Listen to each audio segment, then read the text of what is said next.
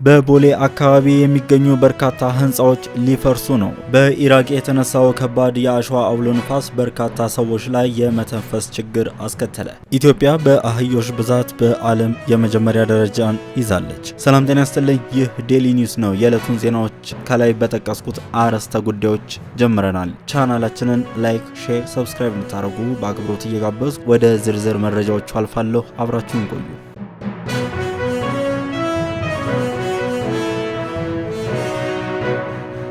የኢትዮጵያ ኦርቶዶክስ ተዋሕዶ ቤተክርስቲያን የዜማ ንዋያተ ቅዱሳት የሆኑትን ከበሮ፣ ጽናጽን፣ መቋሚያ እንዲሁም ከ10 በላይ ቅዱሳት መጻሕፍት በኢትዮጵያ አእምሯዊ ንብረት ባለስልጣን በቅጂና ተዛማጅ መብቶች መመዝገባቸውን አሳወቀች። ቤተክርስቲያኒቱ ሚያዝያ 3 ቀን 2017 ዓ.ም የዜማ ንዋያተ ቅዱሳቱ እና ቅዱሳት መጻሕፍቱ ተመዝግበው የኢትዮጵያ ኦርቶዶክስ ተዋሕዶ ቤተክርስቲያን አእምሯዊ ንብረት መሆናቸው ከባለስልጣኑ በወጣው ደብዳቤ መረጋገጡን ገልጻለች። መረጃው የኢትዮጵያ ኦርቶዶክስ ተዋሕዶ ቤተክርስቲያን የሕዝብ ግንኙነት መምሪያ ነው።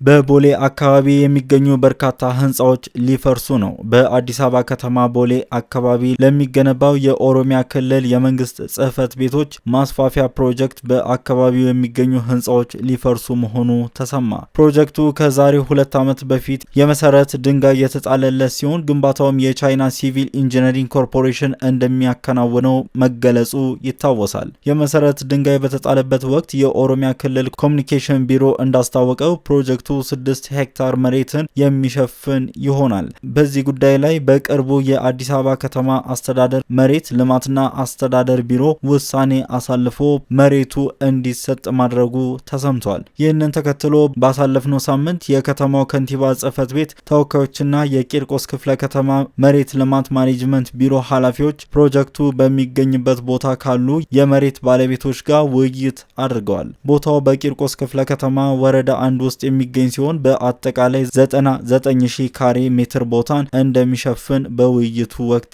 ተገልጿል። ይህ ማለት ደግሞ በአካባቢው የሚገኙ 31 ህንፃዎች የሚነካ ነው። በዚህ ፕሮጀክት እንደሚፈርሱ ከተነገራቸው ህንፃዎች መካከል ኤቢሲ ትሬዲንግ፣ ሂጅራ ባንክ ዋና ጽሕፈት ቤት፣ ሸገር ገስት ሃውስ፣ ላየንስ ዲን ሆቴል፣ ኤምኤስኤን ሪል ስቴት፣ ቢኤች አፓርትመንት እና ቤሞር አፓርትመንት ይገኙበታል። የከተማው ባለስልጣናት በዚህ ውይይት ወቅት ለባለንብረቶቹ የተሰጣቸውን ካሳ በተመለከተ ምክክር ያደረጉ ቢሆንም በቀረበው ካሳ ላይ ግን ቅሬታቸውን አሰምተዋል። ህንጻቸው ከሚፈርስባቸው ሰዎች መካከል አንደኛው ሲናገሩ እኛ ልማትን አንቃወምም፣ ነገር ግን ላፈራነው ንብረት በቂ ካሳ ሊሰጠን ይገባል ብለዋል። እነዚህ ባለንብረቶች በቀረበው ካሳ ላይ ያላቸውን ቅሬታ የሚገልጽ አቤቱታ ለጠቅላይ ሚኒስትር ጽሕፈት ቤትና ለከንቲባ አዳነች አቤቤ ለማቅረብ በዝግጅት ላይ ይገኛሉ ሲል ፎርቹን ዘግቧል።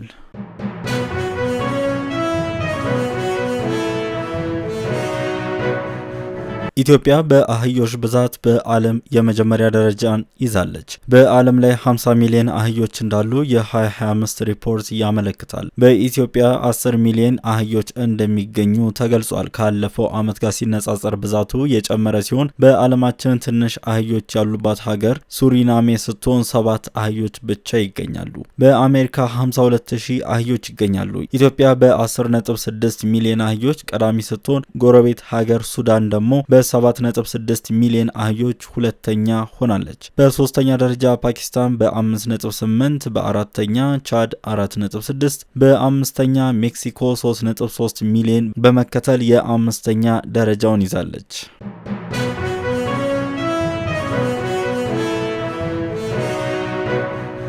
በኢራቅ የተነሳው ከባድ የአሸዋ አውሎ ንፋስ በርካታ ሰዎች ላይ የመተንፈስ ችግር አስከተለ። በኢራቅ ማዕከላዊና ደቡባዊ የሀገሪቱ ክፍሎች በተከሰተው የአሸዋ አውሎ ንፋስ ከ1000 በላይ ሰዎች የመተንፈሻ አካላት ችግር መጋለጣቸውን የጤና ባለስልጣናት አስታውቀዋል። በሙታና ግዛት አንድ ባለስልጣን በመተንፈስ ችግር ቢያንስ 700 ጉዳዮችን መዝግበናል ሲሉ ለአጃንስ ፍራንስ ፕሬስ የዜና ወኪል ተናግረዋል። በኦንላይን የተሰራጨው ተንቀሳቃሽ ምስል እንደሚያመለክተው ወፈር ያለ ብርቱካናማ ጭጋግ የተስተዋለ ሲሆን የሀገር ውስጥ መገናኛ ብዙሃን የኃይል መቆራረጥና በርካታ ክልሎች በረራዎች መስተጓጎላቸው ተዘግበዋል። በኢራቅ የአቧራ አውሎ ንፋስ የተለመደ ነው። ነገር ግን አንዳንድ ባለሙያዎች በአየር ንብረት ለውጥ ምክንያት እየጨመረ መምጣታቸውን ያምናሉ። እግረኞችና ፖሊሶች ራሳቸውን ከአቧራ ለመከላከል የፊት ጭንብል ለመልበስ ተገደዋል። የመተንፈስ ችግር ያለባቸው ሰዎች ለመርዳት የሕክምና ባለሙያዎች መስራታቸው ታውቋል። በደቡባዊ ኢራቅ በሚገኘው ሙታና ግዛት የሚገኙ ሆስፒታሎች ቢያንስ 700 የጤና እክል ያጋጠማቸውን ሰዎች እንደተቀበሉ የአካባቢው የጤና ባለስልጣናት ተናግረዋል። በናጃፍ ግዛት ከ250 በላይ ወደ ሆስፒታል የተወሰዱ ሲሆን ህጻናትን ጨምሮ ቢያንስ 322 ታካሚዎች ደግሞ በዲዋኒያ ግዛት ወደሚገኝ ሆስፒታሎች ተልከዋል። በተጨማሪ ከ530 ሰዎች በዲሂቃርና በባስራ ግዛቶች የመተንፈስ ችግር እንዳጋጠማቸው ሪፖርት ተደርጓል። እንደ አውሮፓውያን አቆጣጠር በ2022 ከባድ የአሸዋ አውሎ ንፋስ የአንድ ሰው ህይወት ሲነጥቅ ከ5000 በላይ የሚሆኑ የመተንፈሻ አካላት ሕክምና ለማግኘት ተገደዋል። ኢራቅ ወደፊት ተጨማሪ ከባድ የአቧራ ቀናት ታሳልፋለች ሲል የኢራቅ አካባቢ ሚኒስቴር አስታውቋል።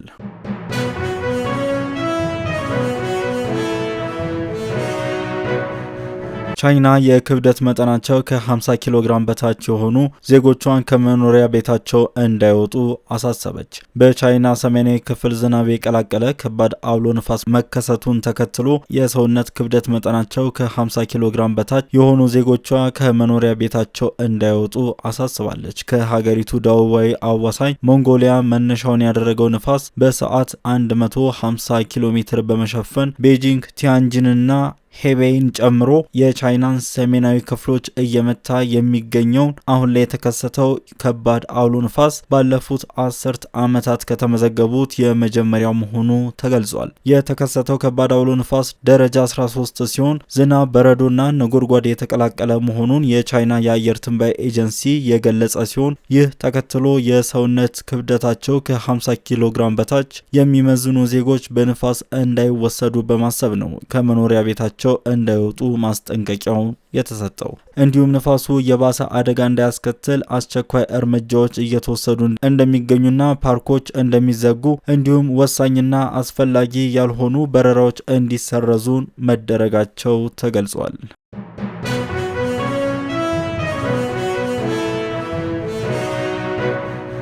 አውስትራሊያን ለቁጥር የበረከቱ የአውሎ ንፋስ አደጋዎች አጋጥሟታል። የሲድኒ ከተማ ከባድ የጠጠር በረዶ አውሎ ንፋስ የመታት የዛሬ 26 ዓመት በዛሬው ዕለት ነበር። ሲድኒ በጠጠር በረዶ መከራዋን ያሳያት የአየር ሁኔታ ክስተት መነሻው ከስተደቡብ ምዕራብ አቅጣጫ በ115 ኪሎ ሜትር ርቀት ላይ ያደረገ። ንፋሱ ከአነሳሱ ወዲህ ይበልጥ እየተጠናከረና የአጥፊነት አቅሙን እየጨመረ መጣ። የጠጠር በረዶ አውሎ ንፋሱ በቅድሚያ የከተማዋን ምስራቃዊ ክፍል መታ። ንግድ የሚቀለጣጠፍበት የከተማዋ ማዕከላዊ ክፍልም አልቀረለትም። የበረዶ አውሎ ንፋሱ እጅጉን ከባድ እንደነበረም ተገልጿል። ከተማዋን ለሰዓታት ቀጠቀጣት። ግማሽ ሚሊዮን ቶን የተገመተ የጠጠር በረዶን አራገፈባት። ክስተቱ በመብረቅና በዶፍ ዝናብ ጭምር የተደገፈ ነበር። በሰብአዊ ፍጡር ላይ ከደረሰው ጉዳት በላይ ቁሳዊ ውድመቱና የንብረት ጥፋቱ የበረታ ነበር። በብዙ ሺዎች የሚቆጠሩ ቤቶች እንዳልሆኑ አድርገዋል። በበረዶ የወደመው የመድን ዋስትና የተገባለትና ያልተገባለትን 2.3 ቢሊዮን የአውስትራሊያ ዶላር የተገመተ ሀብትና ንብረት አጠፋ፣ አወደመ። ውድመቱ የኢንሹራንስ ኩባንያዎችም ካዝና ተፈታትኗል። በዚህም የተነሳ የዛሬ 26 ዓመት በዛሬዋ ዕለት ሲድኒ የመታት የጠጠር በረዶ አውሎ ንፋስ በሀገሪቱ የመድን ዋስትና የተገባለትን ሀብትና ንብረት በማውደም ተስተካካይ እንደሌለው ይነገራል። ይህ ዴሊ ኒውስ ነው። ለቻናላችን አዲስ ከሆናችሁ ሰብስክራይብ፣ ቤተሰብ ከሆናችሁ ላይክ፣ ሼር፣ ኮመንት እንድታደርጉ በአክብሮት እየጋበዝኩ መልካም ጊዜን ተመኘው።